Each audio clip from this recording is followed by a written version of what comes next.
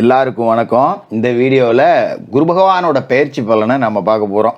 குரு பகவானோட பயிற்சி அப்படிங்கிறது மே மாதம் 1ஆம் தேதி, அதாவது குரோதி வருடம் சித்திரை மாதம் 18ஆம் தேதி தான் நடக்க போகுது.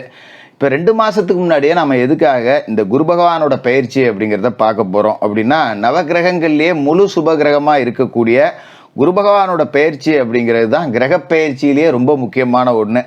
வருட கிரகங்கள்னு சொல்லக்கூடிய சனி பகவானோட பயிற்சி, ராகு கேதுக்களோட பயிற்சி அப்படிங்கிறது எல்லாம் எந்த அளவுக்கு முக்கியமோ அதை விட மிக முக்கியத்துவம் வாய்ந்த ஒரு பயிற்சி இந்த குரு பகவானோட பயிற்சி. ஏன்னா சனி பகவான் உங்களுக்கு பெரிய அளவில் நன்மைகள் அப்படிங்கிறத செஞ்சிட மாட்டார். சனி பயிற்சினாலே பலருக்கு பயம் இருக்கும். அதுமாரி சர்ப்ப கிரகங்களான ராகு கேதையும் பார்த்து பலரும் பயப்படுவாங்க. ஆனாலும் குரு பகவானோட பயிற்சியை பார்த்து யாரும் பயப்பட வேண்டியதில்லை. ஏன்னா குரு பகவான் இருக்கிற இடத்துல இருந்துக்கிட்டும் நல்ல பலன்கள் கொடுப்பாரு, பார்வையாலையும் நல்ல பலன் கொடுப்பாரு. அப்போ இந்த குரு பயிற்சி அப்படிங்கிறது உங்களோட எதிர்பார்ப்புகளை நிறைவேற்றுமா? நீங்கள் என்னென்ன காரியங்கள்லாம் திட்டம் போட்டு வச்சுருந்துருப்பீங்க நிறையா. சரி, வரக்கூடிய தமிழ் புத்தாண்டில் ஏதாவது நல்லது நடக்குமா? குரோதி வருடத்தில், சோபக்கிருது வருடத்தில் இதுதான் நடந்துச்சு, குரோதி வருடத்துலையாவது நல்லது நடக்குமா அப்படின்னு எதிர்பார்த்துக்கிட்டு இருப்பீங்க. அப்படிப்பட்ட உங்களோட எதிர்பார்ப்புகளை நிறைவேற்ற போகிற குரு பயிற்சி குரோதி வருடம் சித்திரை 18ஆம் தேதி பகல் 1 மணிக்கு நடக்குது. குரு பகவான் மேசராசிலேருந்து பயிற்சியாகி ரிஷபராசிக்கு போக போகிறாரு. அங்கே இருந்துக்கிட்டு கன்னிராசியை 5ஆம் பார்வையாகவும், விருச்சிக ராசியை 7ஆம் பார்வையாகவும், மகர ராசியை 9ஆம் பார்வையாகவும் பார்க்க போகிறாரு. இப்போ இந்த குரு பயிற்சி பலன்கள் உங்களோட ராசி மிதுன ராசி நேயர்களே போகுது. இந்த குரு பகவானோட பயிற்சி எப்படி இருக்குது அப்படின்னு பார்த்தோம்னா, இந்த குரு பயிற்சி அப்படின்னு சொல்லும்போதே மிதுன ராசிக்காரர்களுக்கு ஒரு விதமான சலிப்பு அப்படிங்கிறது வந்துடும். ஏன் இதை சொல்கிறேன் அப்படின்னா, மிதுன ராசிக்கு இப்போ தான் அஷ்டம சனி அப்படிங்கிறது இப்போ டிசம்பர் மாதத்தில் தான் கழிஞ்சுது. குரு பகவான் லாபஸ்தானத்தில் அற்புதமான வீட்டில் இருந்தார் மேச ராசியில். ஆனால் அங்கே இருந்துக்கிட்டு அவரால் எதுவுமே உங்களுக்கு செய்ய முடியல. பணம் கொடுக்குற இடத்துல தான் குரு இருந்தார். குரு இருந்த இடம் ரொம்ப அற்புதமான ஒரு இடம் தான். ஆனால் அவரால் உங்களுக்கு எதுவுமே கொடுக்க முடியல. என்ன காரணம்னா, அஷ்டமத்தில் சனி இருந்து சனியை மீறி குருவால் எதுவும் செய்ய முடியாமல் போயிடுச்சு. இப்போ தான் இந்த டிசம்பர் மாதத்தில் தான் சனி மாறிச்சு. லேசாக நமக்கு குருவால் 10 ரூபா நன்மை நடக்கிற மாதிரி இருக்குது. இப்போ குரு போய் விரயத்துக்கு வராரு. மிதுன ராசியில் பிறந்ததே ஒரு பெரிய பாவமா அப்படின்னு யோசிச்சுட்டு இருக்கக்கூடிய நபர்களாக இருப்பீங்க. ஆனால் அப்படியெல்லாம் எதுவும் பயப்பட வேண்டியதில்லை. ஏன்னா இப்போ குரு பகவான் உங்களோட ராசிக்கு 11ஆவது வீட்டிலேருந்து எதுவுமே செய்யாமல் இப்போ 12க்கு வராரு. அவர் எதுவும் செய்யலை அப்படின்னு நீங்கள் நினச்சிக்க வேண்டியதில்லை. ஏன்னா அஷ்டம சனி காலகட்டத்தில் சனியோட கெடுபலனா கொஞ்சம் லாபத்துல இருந்து கிட்டத்தட்ட குரு கொஞ்சம் தடுத்துக்கிட்டு இருந்தாரு. இல்லாட்டி இப்போ வாங்கினாட்டிலாம் கம்மி. முதுகு திருப்பி பார்த்தா 40 குத்து இருக்கு இல்லையா, அது 400 குத்தாக இருக்கும். இப்போ குரு தடுத்துக்கிட்டு தான் இருந்தார். அதெல்லாம் மாற்றுக்கிறது இல்லை. சரி ஜோசியரே, இப்போ 12க்கு வராரு, இப்போ தான் சனி கொஞ்சம் நல்ல இடத்துக்கு வந்துச்சுன்னீங்க. நீங்கள் மறுபடியும் குரு இப்படி போகிறாருங்கிறீங்களே, எதுவும் காசு போனால் வராதா? விரயத்துக்கு வருவாரே குரு. செலவு பண்ணுறதுக்கே என்கிட்ட காசு இல்லை, நான் எங்கேருந்து விரைய செலவு பண்ணுறது அப்படின்னு யோசிச்சுக்கிட்டு இருக்கலாம். கவலைலாம் பட வேண்டியதில்லை. ஏன்னா இப்போ உங்களோட ராசிக்கு பாகிஸ்தானத்தில் சனி இருக்கார். பணம்லாம் கொடுத்துருவார். பெற்றவங்களாம் கொண்டு உதவியாக இருப்பாங்க. இப்போ இந்த குரு விரயத்துக்கு வரும்போது என்ன நடக்கும்னா, விரயம் நடக்கும், ஆனால் சுப விரய செலவு நடக்கும். அதை எடுத்துக்கணும் முதல்ல நாம்.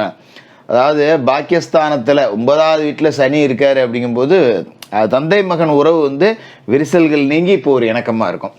இப்போ இந்த காலகட்டத்தில் குரு விரயத்துக்கு வரும்போது என்ன நடக்கும் அப்படின்னா, சரி புள்ள பொறுப்புக்கு வந்துட்டான், பிள்ளைக்கு ஒரு கல்யாணத்தை பண்ணி வச்சுருவோம், பொண்ணுக்கு ஒரு மாப்பிள்ளையை பார்த்துருவோம் அப்படின்னு சொல்லிட்டு திருமணமாகாத மிதுன ராசிக்காரர்களுக்கெல்லாம் திருமணம் நடக்கும். பயப்படவே வேண்டியதில்லை. நீங்கள் கல்யாண கனவுகள் பூர்த்தியாக போகிற நேரம், வீட்டில் கெட்டி மேலே சத்த கேட்கக்கூடிய நேரம்.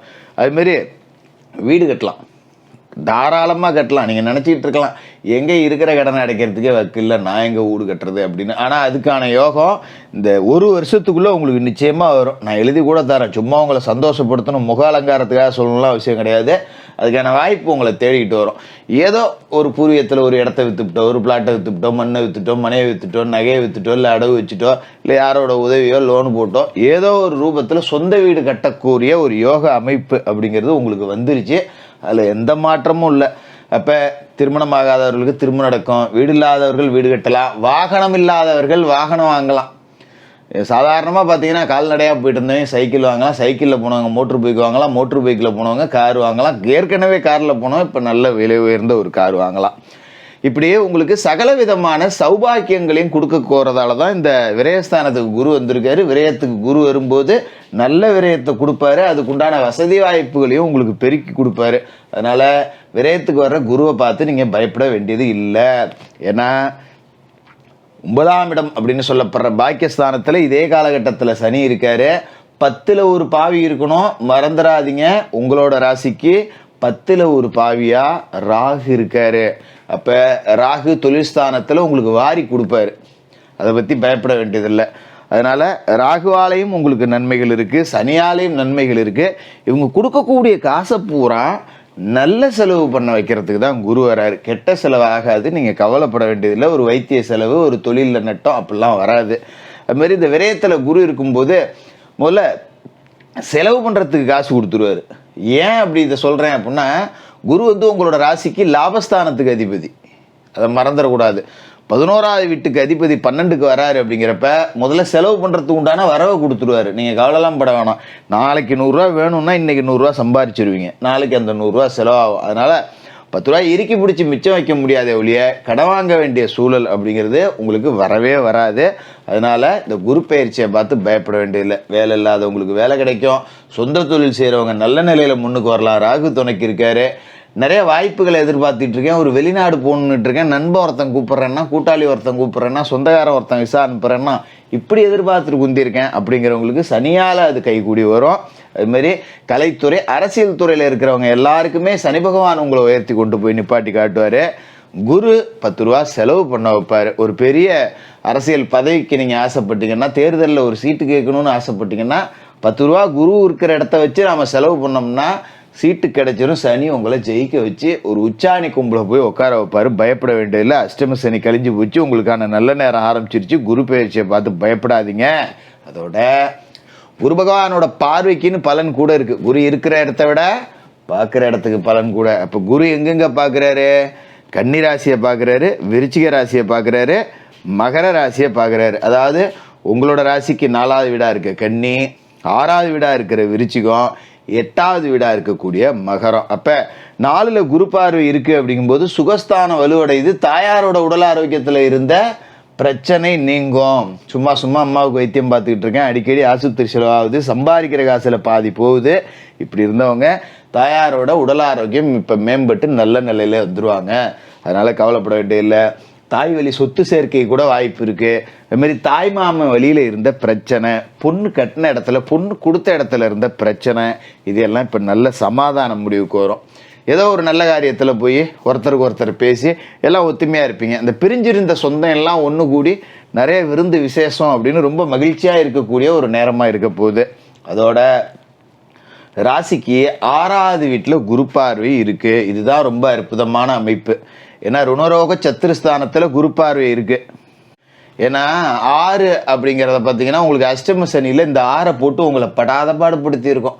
நோய் நொடி உண்டாயிருப்பீங்க, உடம்பு வீணாக போயிருக்கும், கடன் வாங்கி இருந்திருப்பீங்க, நிறைய எதிராளிகள் உருவாயிருப்பாங்க, நண்பர்கள் துரோகியாக மாறி இருப்பாங்க. ஆண்களுக்கு பெண்களால் பிரச்சனை, பெண்களுக்கு ஆண்களால் பிரச்சனை, 4-5 கேஸ் கோர்ட்டில் நடந்துக்கிட்டு இருக்கு. எப்போ தீர்ப்பு வரும்னு தெரியாது, செலவுக்கு கூட காசு இல்லை, இப்படி போயிட்டு இருந்துச்சு இல்லையா வாழ்க்கை.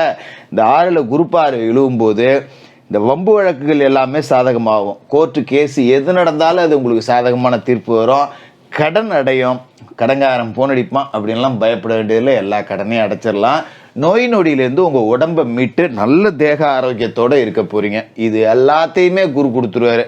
அதோட ராசிக்கு 8வது வீடு ஆயுள் ஸ்தானத்தை குரு பார்க்குறாரு. மனசில் இருக்கிற கவலைகள் எல்லாமே பகலவனை கண்ட பனி போல் விலகும். ராத்திரி படுத்தா நிம்மதியாக தூக்கம் இல்லாதவங்க காலையில் ஏந்திரிச்சு என்னென்ன பண்ணுறது, இங்கே போகணுமே, இங்கே வரணுமே, வேலைக்கு போனால் ஆஃபீஸர் வர கத்துவானே, அந்த வேலையை முடிக்காமல் வச்சுருக்கோமே, தொழில் அப்படியே கிடக்க, சரக்கு வாங்கி வச்சு தேங்கி போய் கிடக்க, கடங்காரம் போனடிப்பானே, நாளைக்கு ஒருத்தனுக்கு பைசல் பண்ணுறோன்னு சொன்னோமே, வேறு யார்கிட்ட கேட்கலாம், இப்படி நினச்சி ராத்திரி பூரா தூங்காமல் உடம்பை கெடுத்துக்கிட்ட நிலை மாறி இதற்கு மேலே நிம்மதியான ஒரு உறக்கம் அப்படிங்கிறது வரும். இன்றைய கடமைகள் எல்லாத்தையும் நான் நல்லபடியாக முடிச்சிட்டேன் கடவுளே அப்படின்னு சொல்லிட்டு ஒவ்வொரு நாள் படுக்க போகும்போதும் மனநிறைவோடு படுக்க போவீங்க. காலையில் புத்துணர்ச்சியோடு எந்திரிச்சு வேலையை பார்ப்பீங்க. இப்படி ஒரு அற்புத யோகம் அப்படிங்கிறது இருக்கு. அதனால் விரயஸ்தானத்தில் இருக்கிற குருவை பற்றி நீங்கள் கவலைப்பட வேண்டியதில்லை. வியாழக்கிழமையில் குரு பகவானுக்கு நெய் தீபம் ஏற்றி குரு பகவானை வணங்குங்க. வீட்டு பூஜை அறையில் குரு பகவானோட படத்தை வச்சு வியாழக்கிழமை தோறும் குருவுக்கு நெய் தீபம் ஏற்றி வணங்குங்க. குரு பகவானோட பாடல்களை பாடி குரு பகவானை வணங்குங்க. ஏழை மாணவர்களுக்கு உங்களால் முடிஞ்ச உதவிகளை செய்யுங்க. குருவே கொட்டி கொடுப்பார். கெட்ட இடத்துல இருந்தாலும் உங்களுக்கு நல்லதை மட்டுமே செய்வார். சுப விரய செலவுகள் காத்துக்கிட்டு இருக்கு. சுப நிகழ்ச்சிகள் குடும்பத்தில் நிறையா நடக்கும். சந்தோஷமா இருப்பீங்க. மிதன ராசிக்காரர்களுக்கு வாழ்த்துக்கள்.